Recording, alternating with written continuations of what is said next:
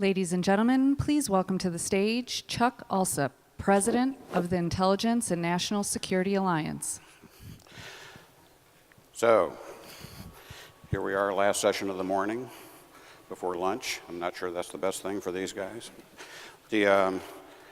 Last year, when we were wrapping up the summit, and Tish and I were talking, kind of saying, oh, geez, how well that went, and doing some self-congratulation and so forth, but then we got serious and said to ourselves, what do we need to do better here? And we will ask you later, after we wrap up, to give us your feedback for this year.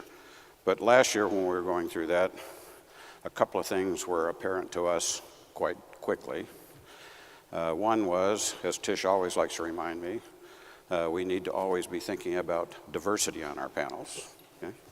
And we're going to continue to do better on that.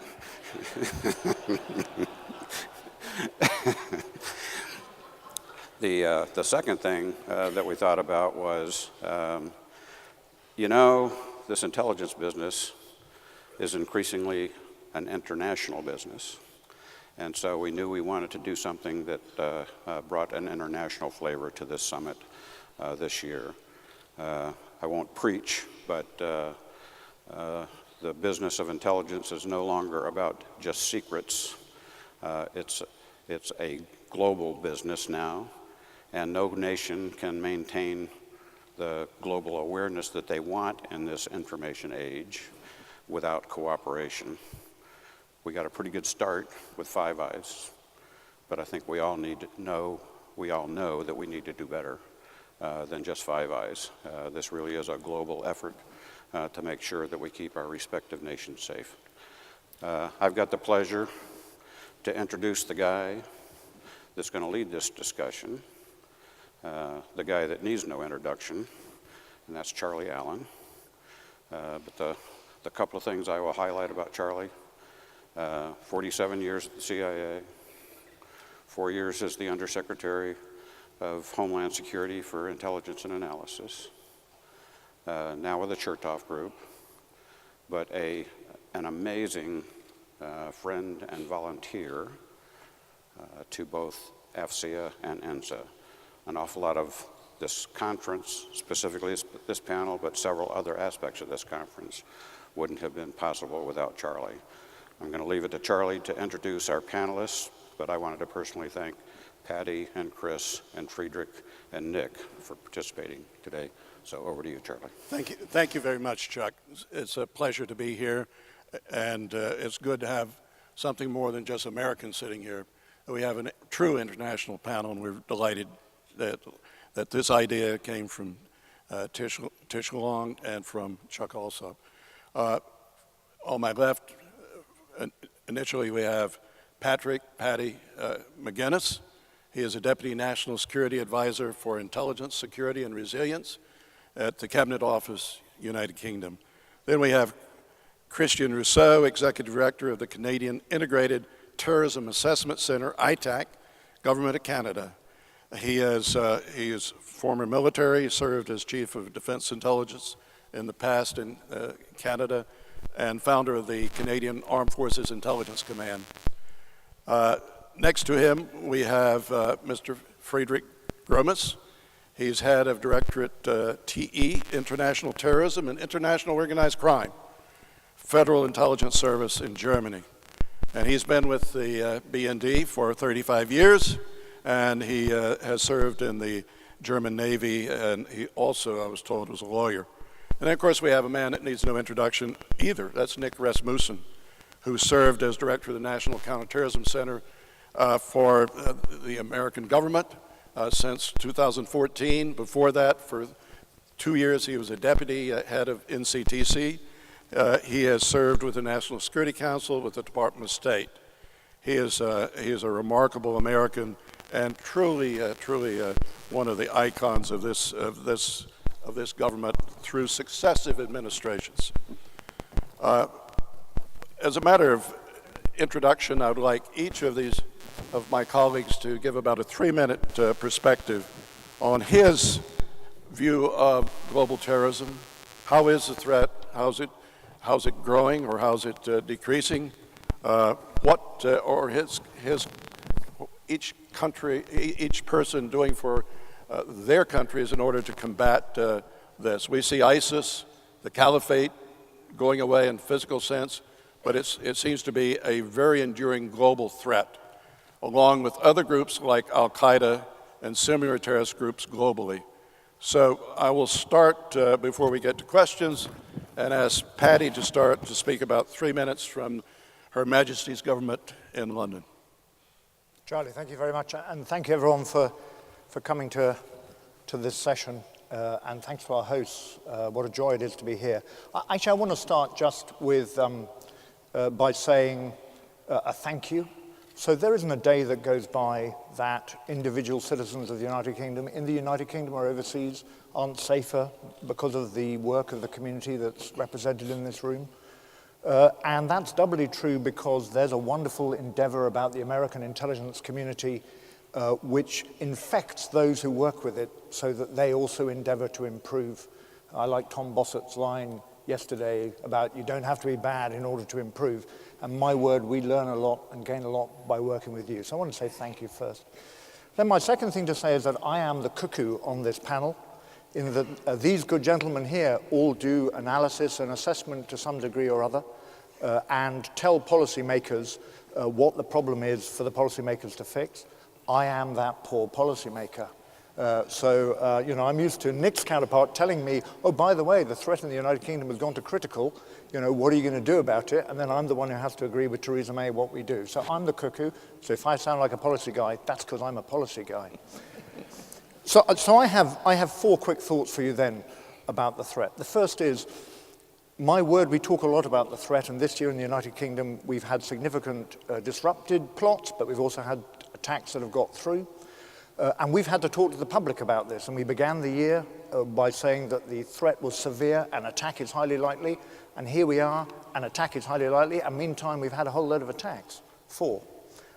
And so there's something really interesting in the way in which we talk about threat, and the way in which we educate the public, of course professional colleagues, policy colleagues, but also the public about really what we're dealing with. First thought. Second thought, from the United Kingdom's perspective at the moment, we are facing a stratified threat, and almost our biggest risk is that we don't understand the different strata or the different segments of that threat and end up focusing on one of them. So it's very noticeable with European colleagues, particularly those who are not as active in the world as the United Kingdom, that they tend to concentrate almost wholly on Daesh, Islamic State, ISIL, whatever we're going to call it. We must agree, actually.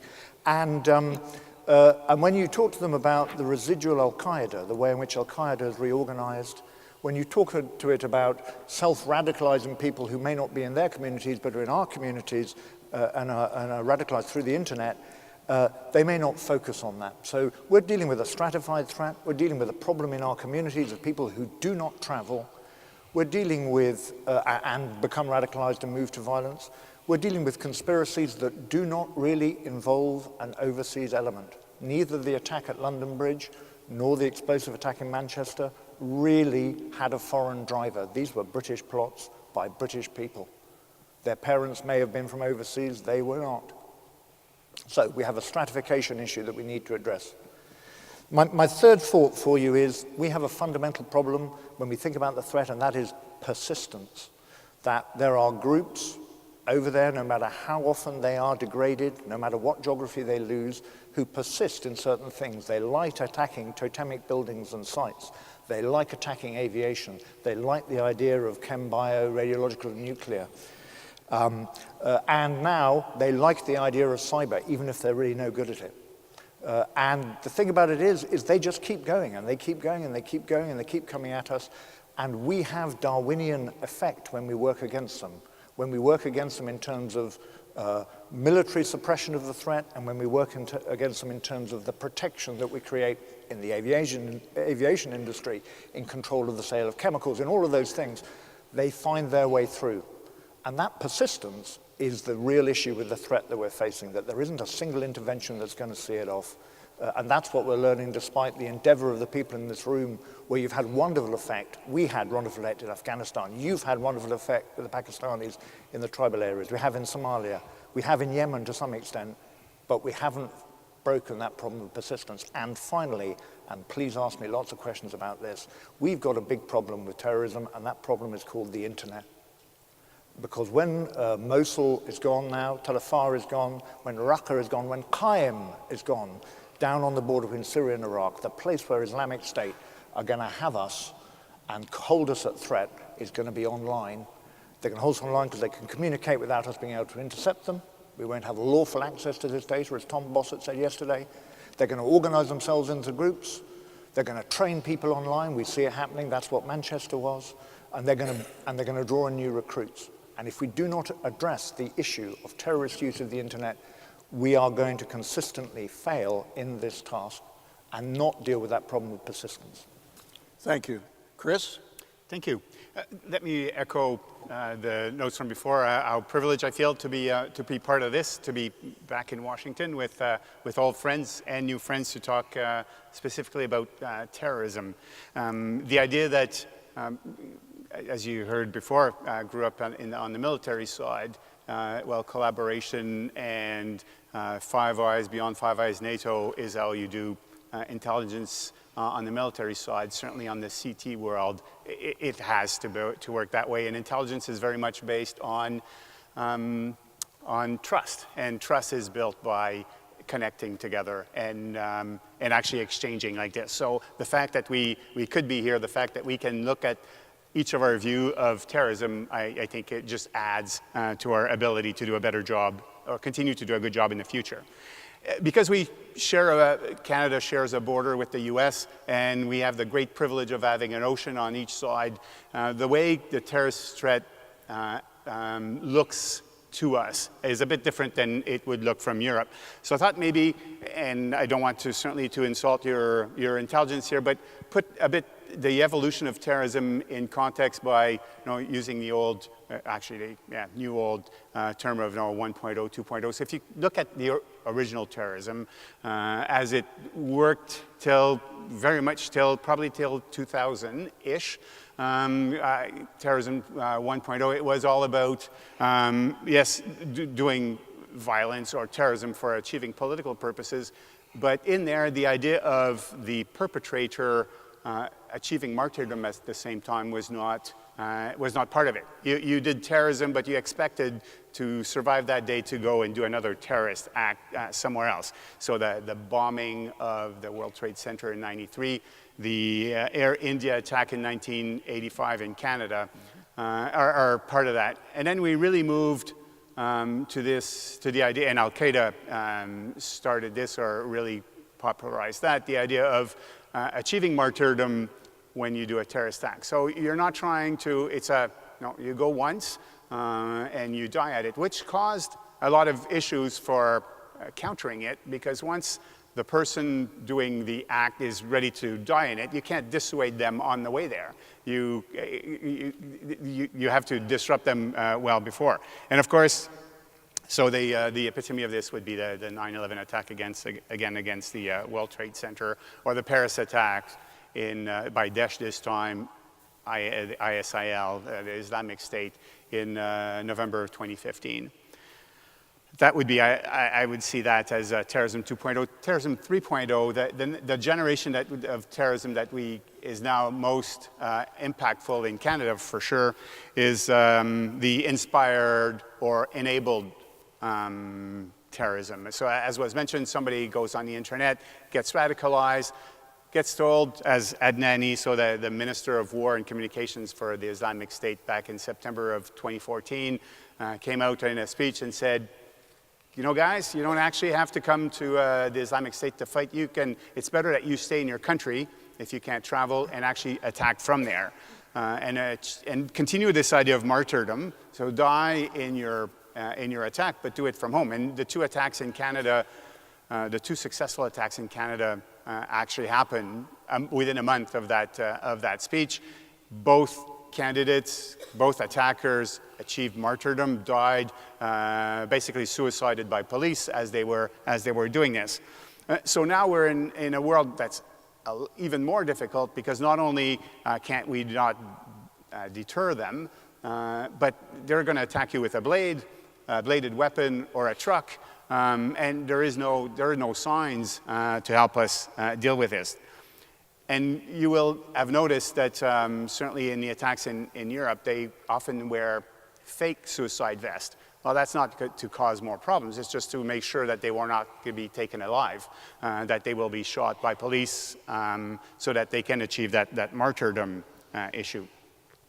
And that is the primary threat in Canada. The ability of a organized threat directed from overseas where people travel, money travels, things travel. We're relatively good at being able to catch that. So what we're not going to catch are the people that self-radicalize or radicalize online and then decide that day to go and do something. I'll just take one more minute to talk about the type of weapons. Because these people are self-radicalized, they don't have the access to the technology except reading what they'll get on the internet. It'll be low sophistication weapons. I mentioned before, vehicles, bladed weapons. The thwarted attack of last summer in southern Ontario was a pipe bomb that in the end did not detonate. Well, it detonated, but not in the intended way, not killing anybody. So it's more difficult for those lone actors to actually do something. On the horizon are UAVs, because we see them being used in theater by bad guys who've managed to weaponize them somehow. That technology hasn't quite crossed the Atlantic, hasn't actually left the battlefield as a weapon, but certainly UAVs. We can just imagine how that somebody will get that great idea back in the homeland to this.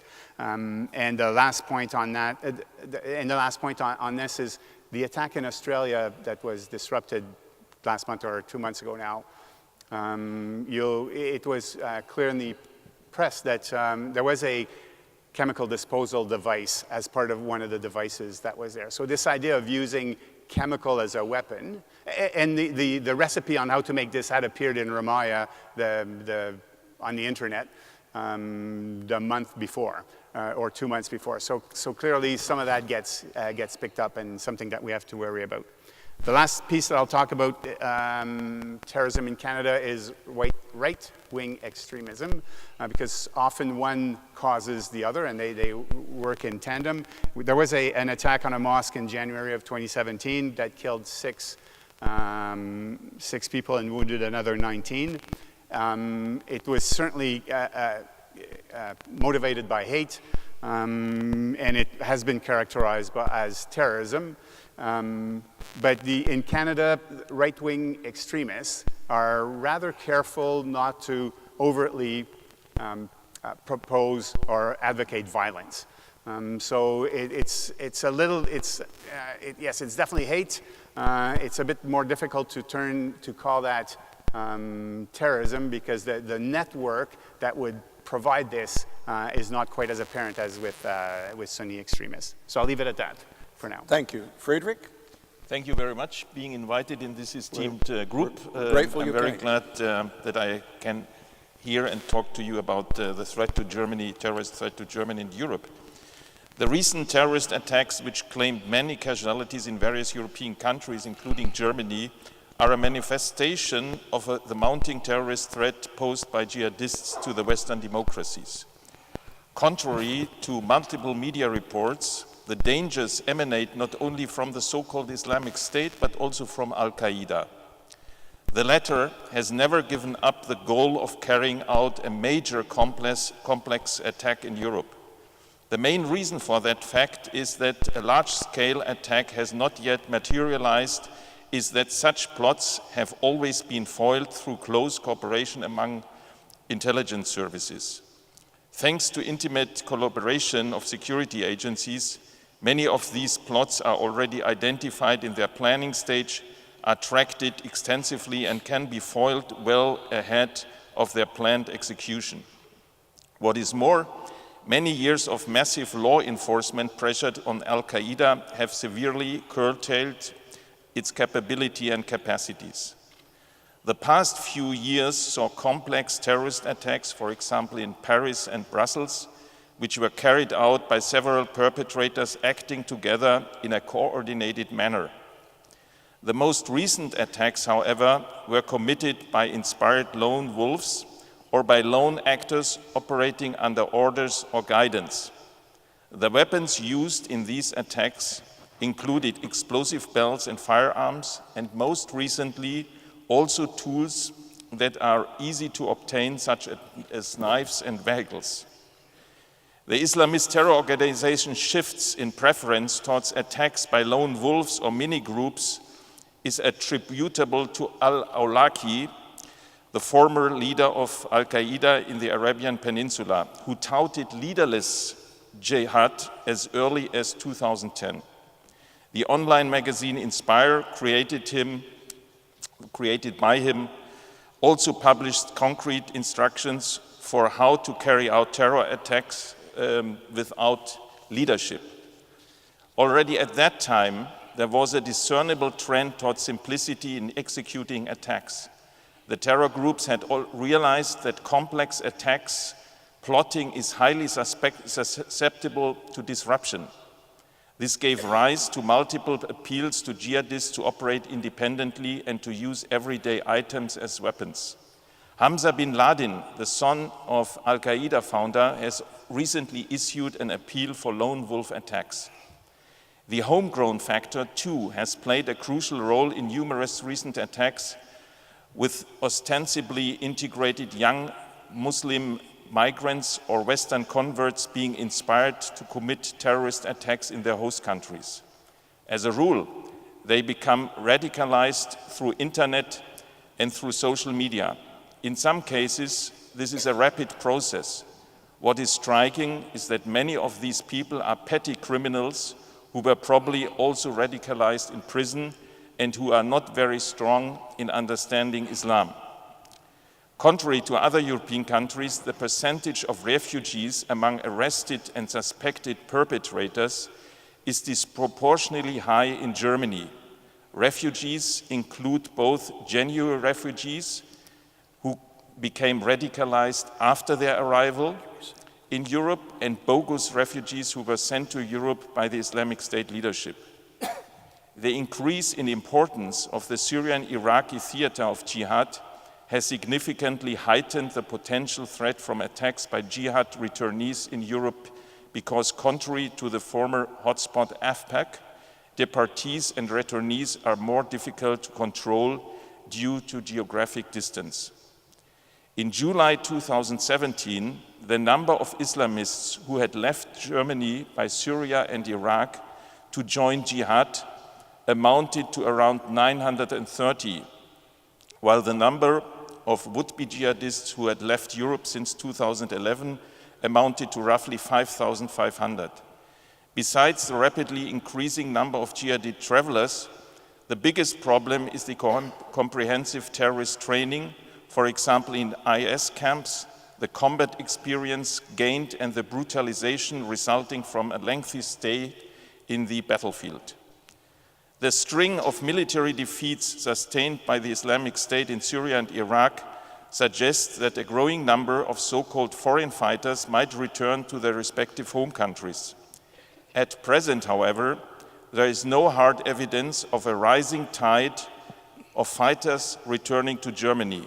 We assume that many of them tend to resettle within Syria first and are then likely to be killed in clashes with Syrian and international forces. We have, however, identified an increase in the number of wives and children who are willing to return. This upward trend will probably increase in the months to come. Thank you very much. Thank you, Friedrich. Nick. Thank you, Charlie, and of course, thank you to the INSA leadership. There's no more important conference each year than this one for national security professionals, and it's a privilege to be here. It's also particularly a privilege for me to be up on stage alongside such close partners. Really, one of the most satisfying parts of my job is the engagement and the interaction I have with colleagues from our close intelligence partners. I'll just pick up on three quick points. some of them triggered by comments of my colleagues up here. And I'll start with the point that Paddy made about stratification of the threat. We devote an intense amount of energy, intelligence collection activity and analysis at trying to peel apart the different parts of that stratified threat that we're facing, understanding whether threats are inspired, enabled, directed. And we do so because it points us in the direction of disruption. It tells you what you need to do to disrupt. The strategy you need to deal with the British citizens that Paddy referred to is different than the tools and the strategy you're using to disrupt a cell run out of Raqqa or run out of somewhere in Syria or Iraq. And yet at the same time, as much time and effort as we put into peeling apart the different strata of threat that we face, I constantly have to remind myself and our analysts and our customers that in the end, those distinctions and the differentiated analysis I apply sometimes doesn't have a whole lot of resonance when you're speaking publicly about the terrorism threat. I may feel quite good about the fact that we have done a tremendous amount of work to prevent Al-Qaeda from carrying out complex, multifaceted attacks that would have mass casualty effect here in the homeland. Does that make the citizens of Orlando feel any safer or any better? I would doubt that it does. Similarly, telling the citizens of Manchester that no, that attack there did not have a connection back to the ISIS leadership operating out of Raqqa probably isn't particularly helpful in making them feel safe or making them feel good about what their government is doing to protect them. And I say that not to be self-critical or critical of our partners, but just simply to remind ourselves that often the victim impact is what you need to keep in mind when you are speaking, particularly publicly, about the terrorism threat that we face. And so any sense of self-satisfaction that we may have about our counterterrorism efforts has to be weighed against the real-world impact that terrorist attacks have. The second thing I would mention is that the very differentiated and stratified threat that Paddy referred to and that each of my colleagues has amplified upon has driven us in the direction of much closer, deeper, and more intimate intelligence cooperation. I think it'd be safe to say that if we were having this panel 10 years ago and we were talking principally about the Al-Qaeda threat, I certainly would have been up here on stage with these partners because our partnerships would have been just as strong at that point. But probably the number of partners with whom we would have been so deeply and intimately involved in counterterrorism work probably could have been counted on two hands. The number of states that we were actually deeply working with every day on Al-Qaeda-related matters probably did not number more than a dozen. In the ISIS world that we live in now, stipulating that ISIS is but one component of the threat environment we face, but in that ISIS environment we're dealing with right now, I would argue that number probably extends to 35, 40, 45, 50. There isn't really a country in Europe with which we're not deeply engaged in counterterrorism cooperation, operational, analytical, information exchange, and you can march your way around the world, the Middle East, North Africa, East Africa, Southeast Asia, Asia, more broadly, and you can keep adding up countries and you quickly come to, as I said, 35, 40, 50 partners with whom I would argue on whom I would argue our security depends every single day, to Paddy's point. And so that sharing, that level of cooperation extends well beyond the operational. It increasingly extends into the analytical as well. We know less. It's harder in some cases to get good intelligence. So the premium we place on sharing analysis with each other, on understanding the information, sometimes the limited information we have, the premium we place on that I think is greater than ever. And then the last thing I would say by way of thinking beyond just this panel, the sharing of information that we do horizontally across our different intelligence services is something we'll talk about at some length today. But keep in mind also that certainly here inside the United States, the pressure is on us to engage in vertical information sharing as well. The ability to translate what we learn at a national level in our intelligence collection and analysis process, the ability to turn that into useful intelligence to state and local actors around the country here is something I feel increasing pressure on every day. It is not useful for me to know the details of the potential plot in a particular place overseas if I can't turn that into intelligence that also tells an airport security manager here in the United States how to do his or her job better, or someone who works in a sheriff's office, how they might deal with a Nice-style attack or an attack of the sort that took place at Manchester. So even as we focus on our international stuff here today, keep in mind that the intelligence enterprise that I'm a part of here has an increasingly important homeland security component. I would argue that we're better at this 10 years today than we were 10 years ago in terms of sharing that information, making it consumable and accessible to our state and local partners. I'm sure they would have a different perspective. They always want more. They deserve more than we're able to give them. But I feel pretty good that we know that is on our list of things to get better at, and we'll keep doing it. So why don't I stop there, Charlie, and look forward to questions. Thank you very much.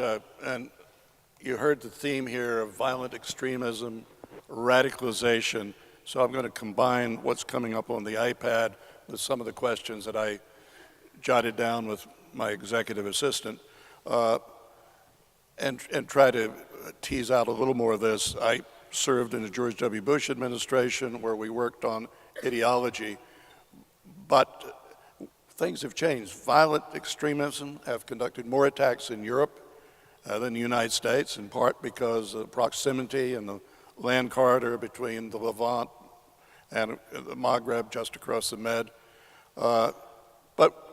And also, most of the attacks, people that have, as said here by the panelists, have operated below the radar. But when you see the biblical influx, as Jim Clapper used to say, of refugees into Western Europe, is there more that the United States should do?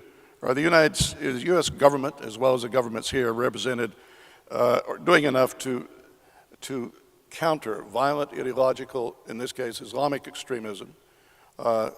I'll start with Paddy. He's already thrown out a big challenge in the area of the internet. Thanks, Charlie. Well, so two thoughts really there. And I'm going to dive in into a segment of the problem which was referred to by colleagues here. So many of the people we're dealing with now who have gone to fight with Islamic State or are being radicalized in our communities or are acting from our communities to radicalize people in the United States or Australia, that's something we've seen over the recent years, are very young and know almost nothing about Islam, ideology, almost nothing. And the paperwork surrounding the Westminster Bridge attacker that he left behind was so superficial as to be almost not an indication of political motivation. And that which was in the van that was used, or the vehicle that was used at Finsbury Park Mosque by a far-right attacker, had almost no real ideological content.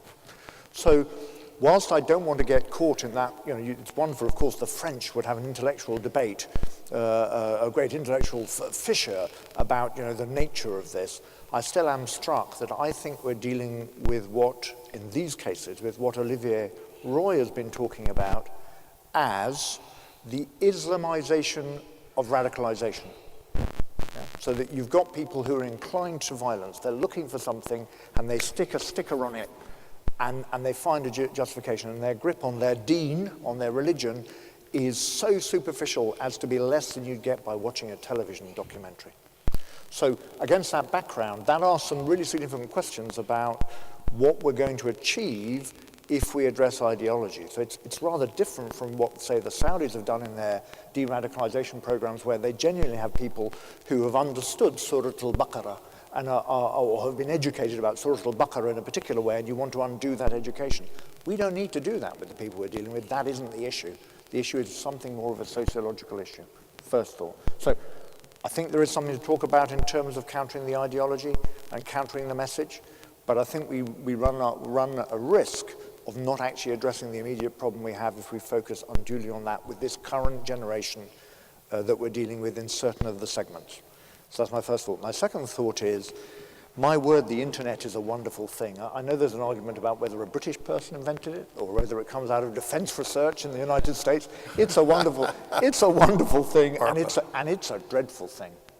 And it's a dreadful thing in the way in which it facilitates a dissociated identification with individuals or ideas in echo chambers that means that people can radicalize very, very quickly.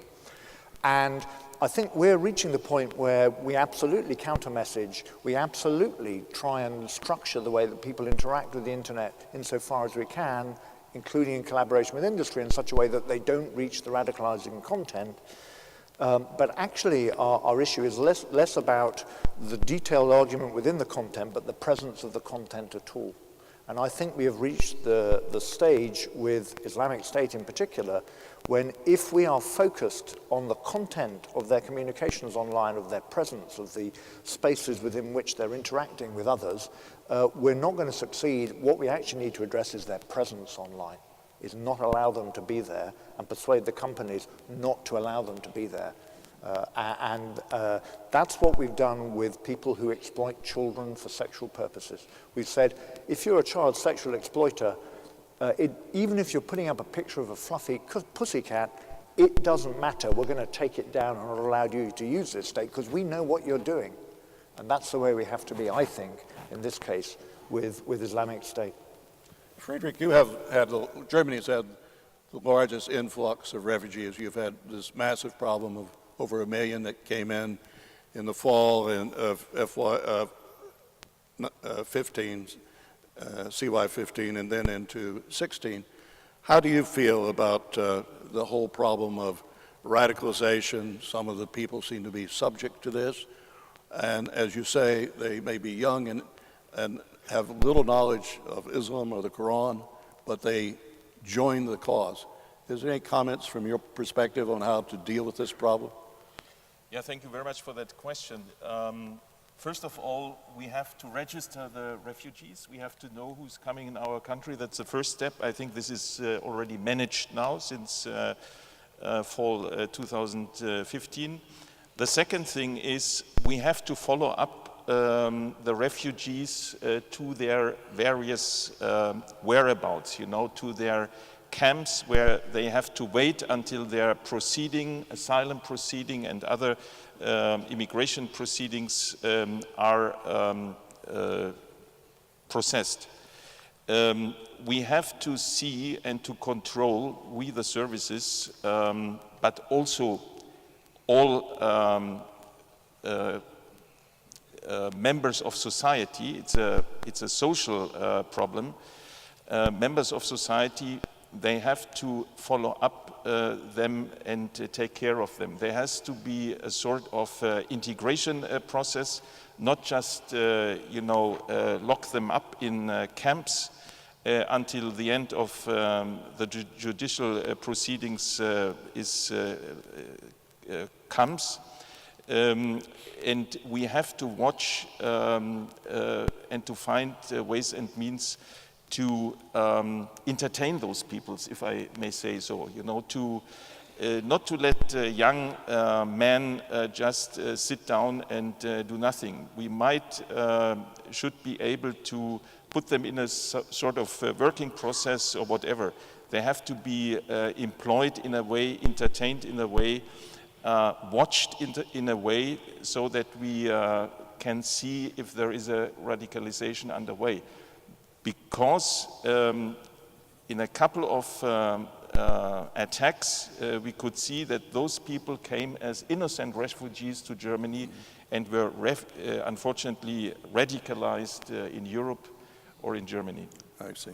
Chris or Nick, do you have anything to add on the violent ideology that seems to, and I do have a question on right-wing extremism, but say on violent ideological Islamic extremism. If you don't mind, I would like to echo or jump on the comment from Paddy here in the idea of religious ideology is very much the excuse.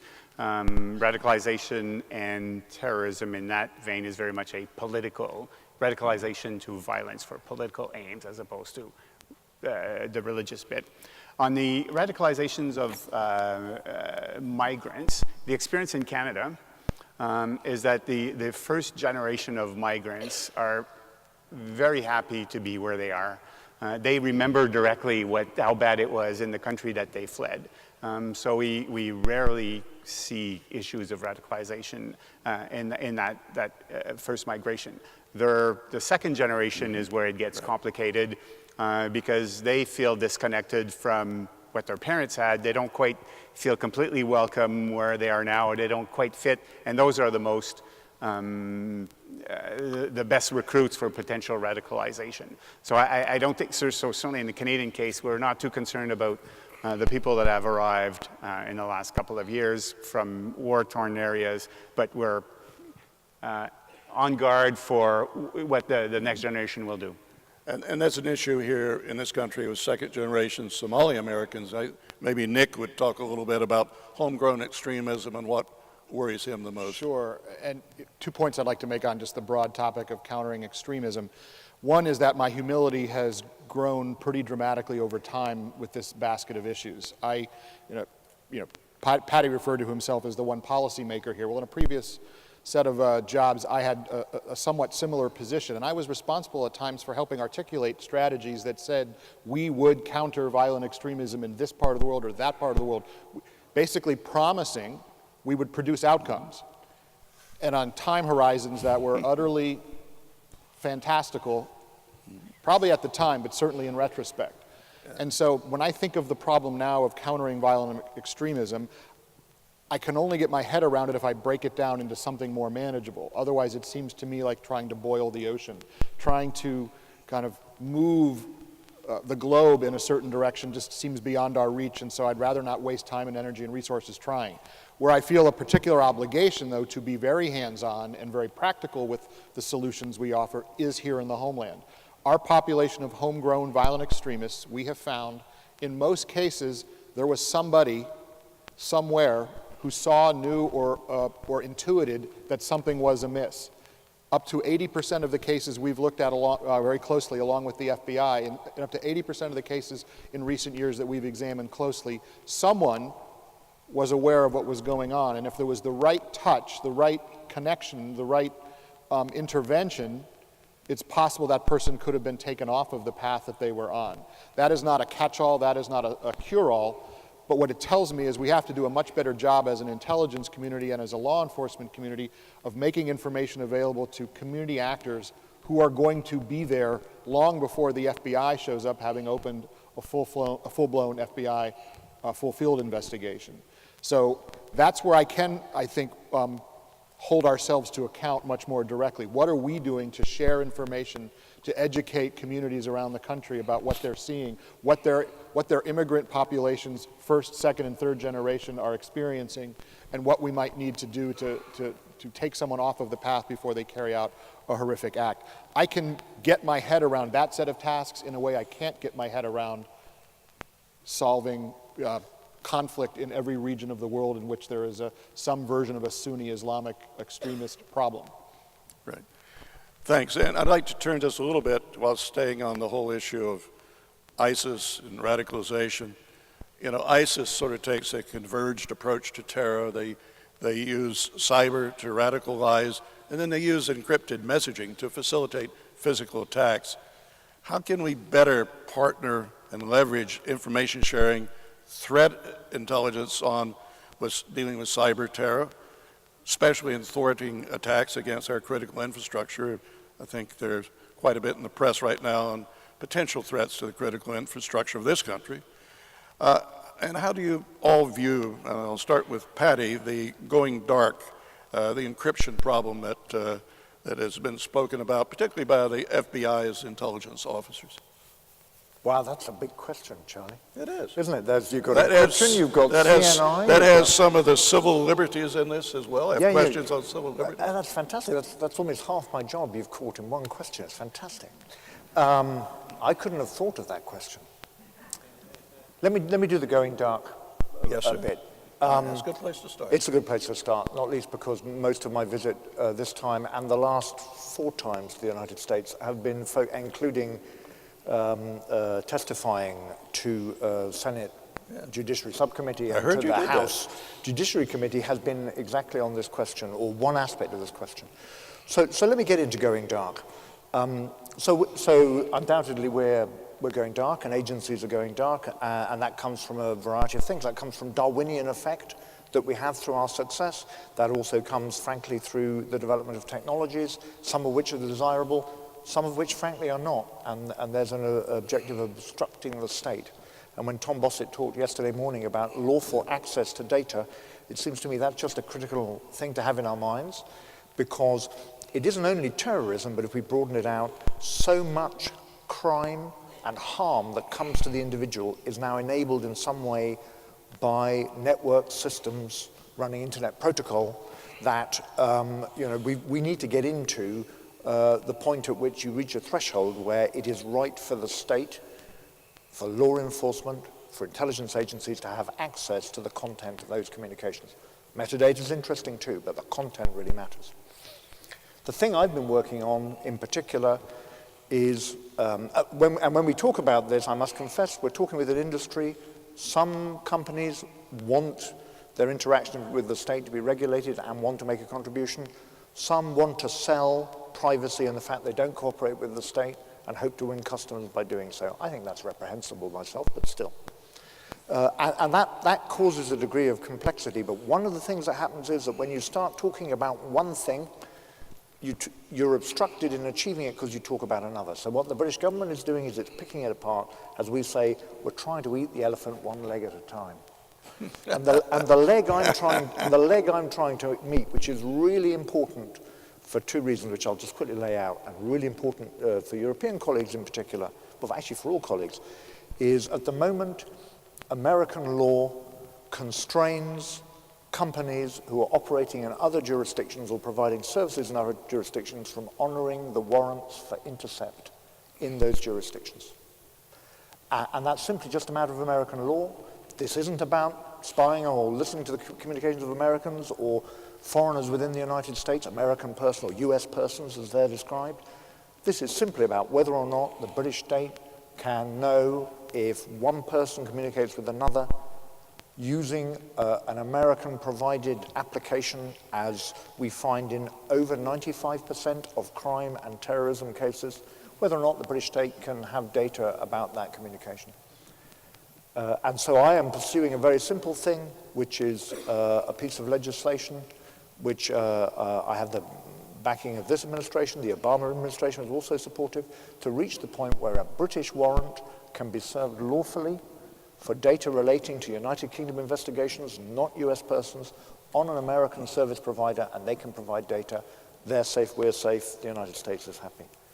Chris, could you speak about how on the whole cyber issue, the whole encryption question of ISIS, and you see it in Canada as well as here in the United States, and we have the whole, in Canada, under your Prime Minister, he has great respect for civil liberties, civil rights of the Canadian populace. Can you comment on this issue and how complex it is and difficult to find solutions? Yeah, absolutely. I can try a bit at it. Rather complex, as you mentioned it. Come back to the point that Paddy made about the ability of bad guys, terrorists, to use cyber weapons. So they advocate, or they talk big about being the cyber caliphate and all this, but when it's a question of doing an attack or impacting others, they're very, very much amateurs. Not really quite in the game yet, although they're trying hard to get there. And eventually they'll find out how to contract criminal organizations that could do that for them, but we're still not there. Where they are actually very good at using internet and other cyber connections is in the recruitment, as we've talked about, using social media, and then have adapted in a Darwinian sense how they would do that. So they meet. It would be hard to meet in a dark spot because you can't attract anybody. So you do have an internet site or a chat group or whatever where you start talking on issues, and once you get a few hooks, then you invite them to go to a place that we can't listen. So that has become the mode of operation. So encryption is stopping us from being able to see the whole picture. We can see the invitation, but we can't see the conversation after they've been invited.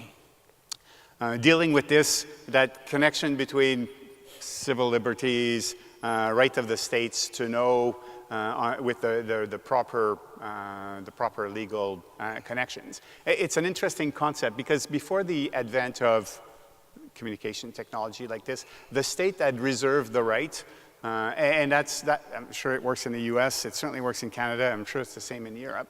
The state, through a legal process, a judge could actually ask to know everything about me or authorize the state to know everything about me. The only thing that we've reserved that the judge can't order me or the state can't order me to do as a person is the client solicitor privilege. If I'm talking to my lawyer, that's the only place that the state has said, okay, that's all right, that's off limit. But anything else that I do, the judge can ask me as I'm in the witness box where I was that night, what I was thinking about. I can be, all my personal thoughts can actually be out there for public view. But somehow, because we've put that in electronically, now we think that that becomes even more private than what I could do at that point. So at one point, as we evolve over this, for it to work, we actually have to reestablish that trust between the population, me as a citizen, and the state, including the safeguards that come from the judiciary, to be able to achieve those aims. So, but it has to be sold. It has to be convinced. That trust has to be regained. I think we're a bit behind on from the government side on this, because as Paddy was mentioning, a lot of for-profit organizations are trying to sell us the other idea. Friedrich, the European Union and Germany put a great deal of concern into privacy, civil liberties. Yet, out of the Middle East and across from the Maghreb, you do face some increasing problems, it would seem to me, dealing with not just the messaging of extremists, but then dealing with encryption and then getting into the complex issue of how you deal with privacy. Would you like to elaborate on that? That's a big issue when you go to Brussels. It's a good question towards a German. We have a very, very strict data protection law. Our public is very sensitive on Stasi and Gestapo methods, and therefore we have this very strict data protection law. But I think there is a growing understanding that we have to adjust our legislation to the European level, to the French or to the British level, to have a certain balance between protecting privacy and discovering, of course, unlegal things like international terrorism. I think that's the first step, that we have to adjust the legal framework, and I'm pretty sure that this government, in 14 days we have federal elections, next government will tackle this issue. But the other thing I wanted to stress is an address to the technical experts. What we have to find is some sort, because we have a mass phenomenon on data in the social media, we have to find and invent some sort of social media monitoring tool. I don't know if something like this exists, but I think we have to work on those things, because ISIL is vanishing from the soil. They are going cyber and internet, and we have to find the right tools, the technical tools, to fight them in this area.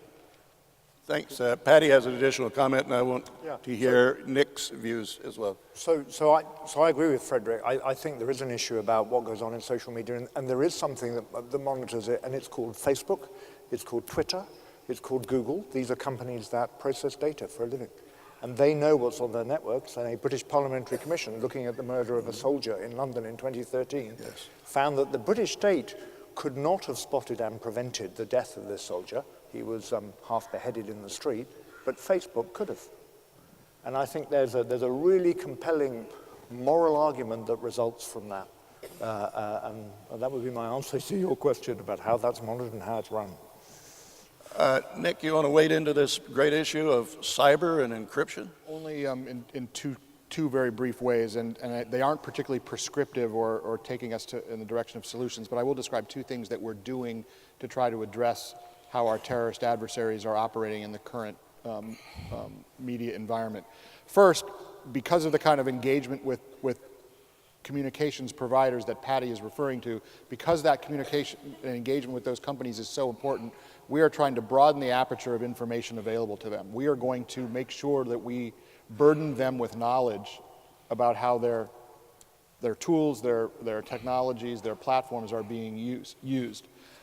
In some cases, that will lead them in the direction of more unilateral action they can take, and in many cases, we are told they prefer to be compelled rather than to act unilaterally, but I think in some cases we've seen positive action by companies acting on information they have themselves become witting of. So I think we are going to do everything in our power to share more information, to create more of a flow of information, not just on one-off basis, but in a regularized way to try to drive them to take action on their own.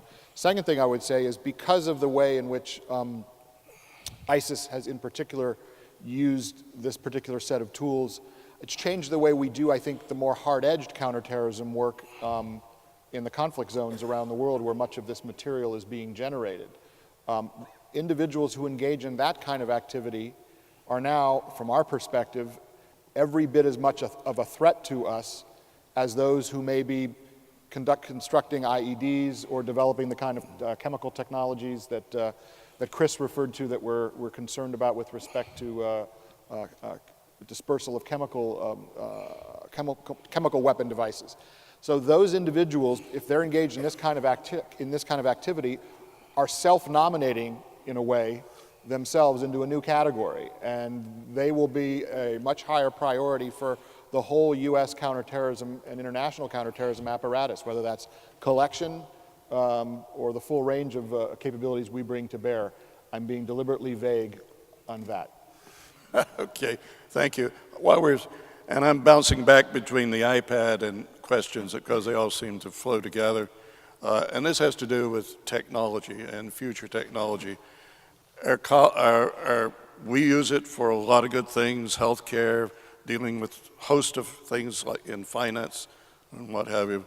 And yet we see and fear that our adversaries, whether it's state or non-state, promoting terrorism, that they will continue to use new technology. We have questions on, can artificial intelligence help with dealing with the threat of terrorism?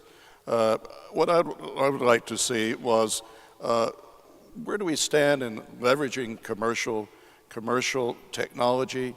I know that innovation is occurring not just in Silicon Valley, but right across Europe and certainly in North America, Canada, as well as the United States. And then what about technology that terrorists may use? Certainly foreign states have the capacity, who are adversaries, to move toward bioterrorism, to WMD.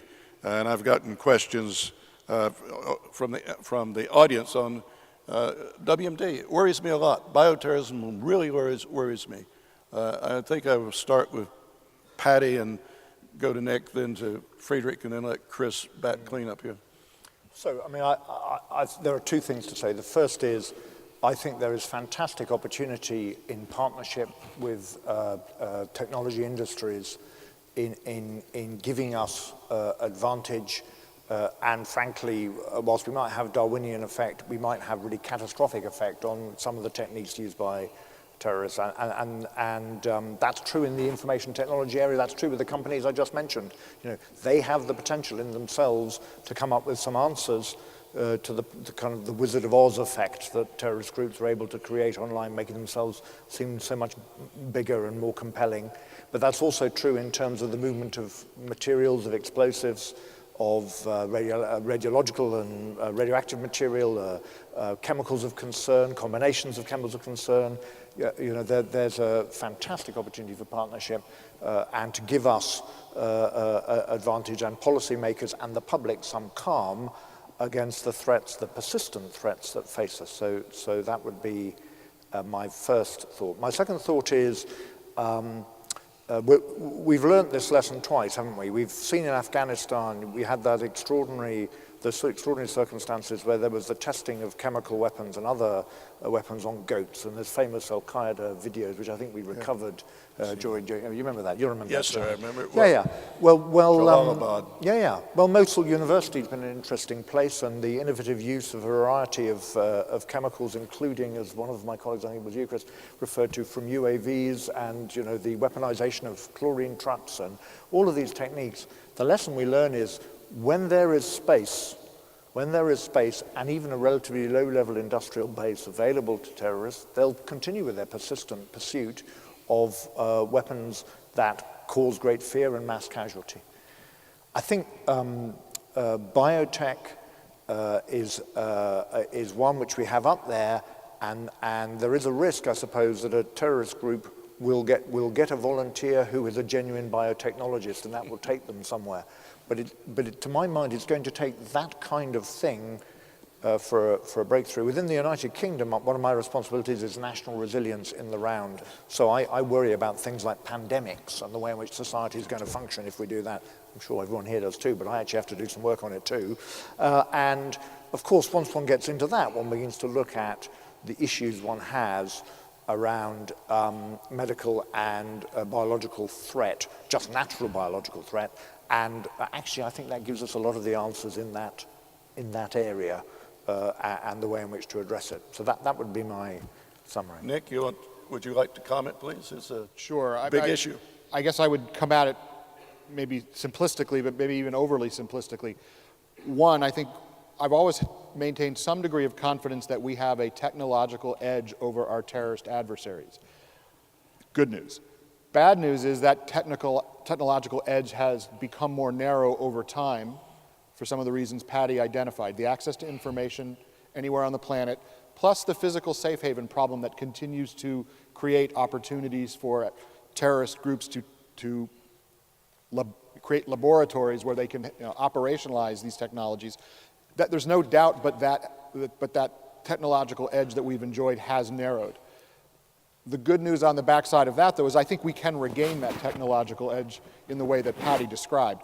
The job we face is to pedal as fast as we can on our current counterterrorism disruption efforts to make sure that during that period when we restore equilibrium, at least the equilibrium I believe is there, that we don't suffer the kinds of attacks that would leave us grievously wounded. And the reason I have that optimism is because I think at the end of the day, the level of resource, the level of innovation, the level of entrepreneurship available to our societies in total vastly, vastly exceeds that which is available to our terrorist adversaries, which leaves me optimistic, though very, very clear-eyed about the vulnerabilities we may face at any one moment in time. Yes, we have about 4 minutes to go. I have at least one other important question. But Friedrich, what about the whole issue of future technologies and use by terrorism? Well, first of all, I think the doors are wide open for public-private partnership. I think all the agencies are very much interested in the latest development and, to cooperate with private companies. Second remark is we have on the ABC threat, NBC threat by terrorists. I personally believe that,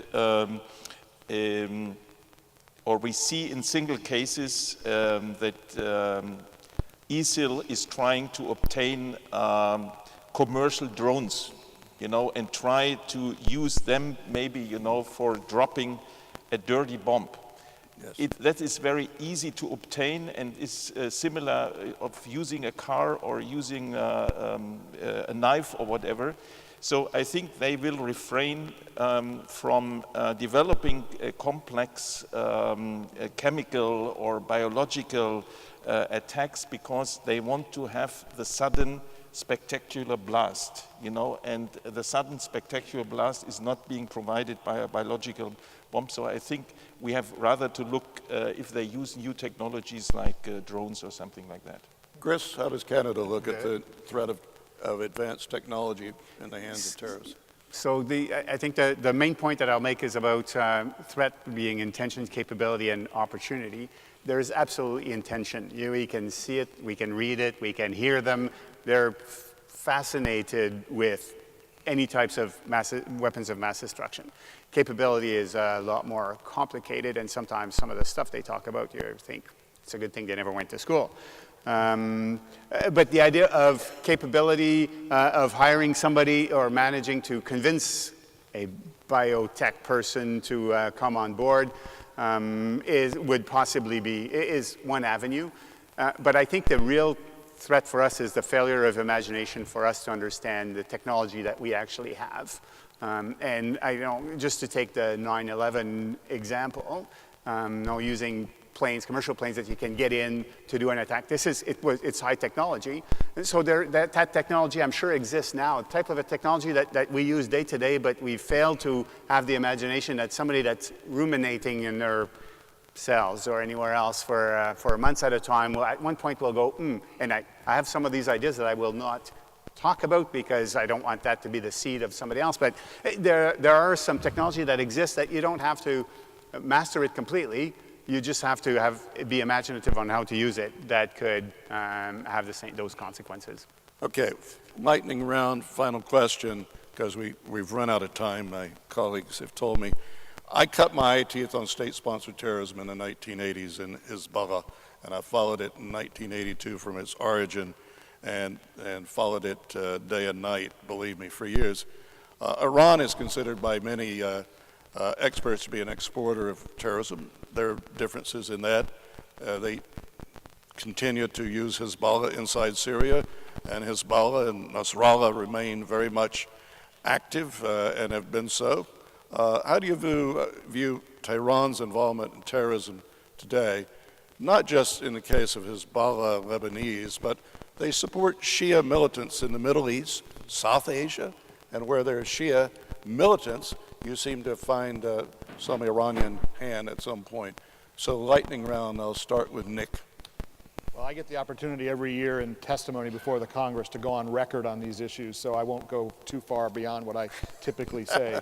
And that is that we take the threat of Shia-linked terrorism extremely seriously. I think we take it as a given that any state-to-state conflict involving Iran would invariably involve asymmetric tools that are available to Tehran. And so we view Hezbollah Hezbollah in particular, as being a global organization with global reach and global capability.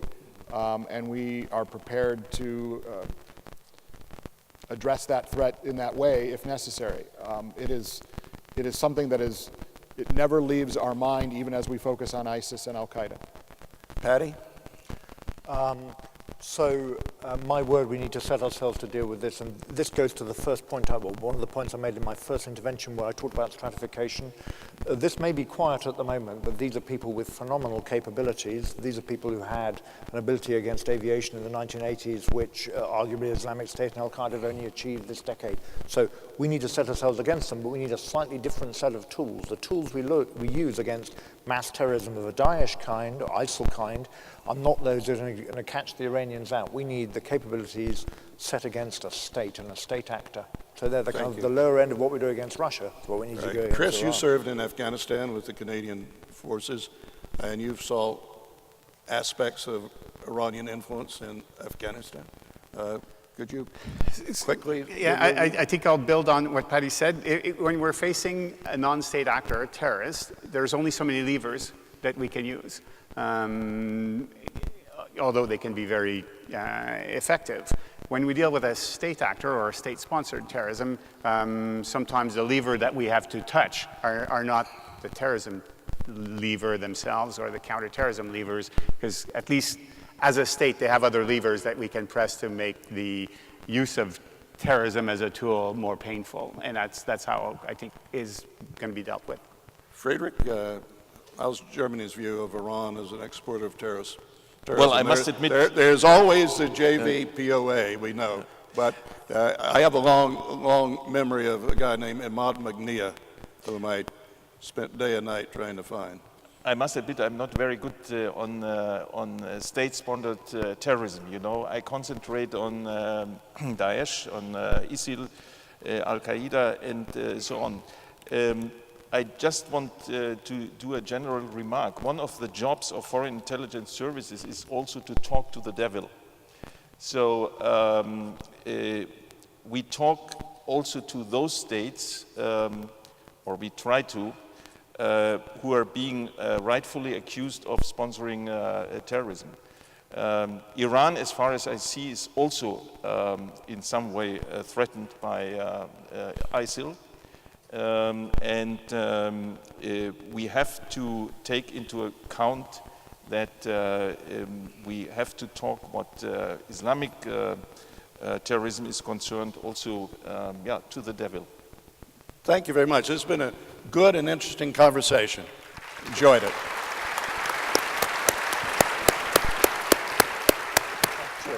Thank you.